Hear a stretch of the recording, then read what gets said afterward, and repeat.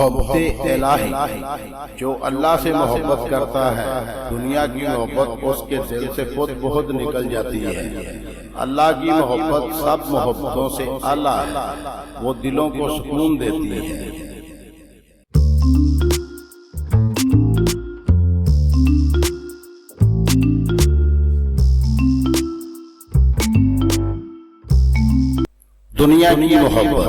دنیا کی محبت دل میں ہو تو آخرت کی طلب ختم ہو جاتی ہے۔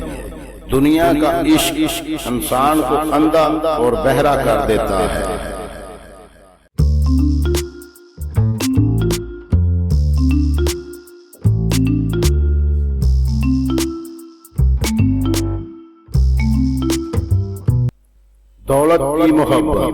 دولت کی محبت انسان کو حق سے دور کر دیتی ہے۔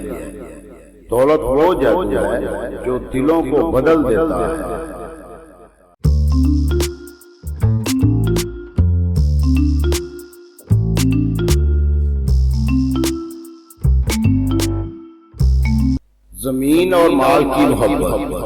زمین اور مال کی محبت بھائی کو بھائی کا دشمن بنا دیتی ہے۔ مال و زمین کی چال کئی گھروں کو برباد کیا ہے۔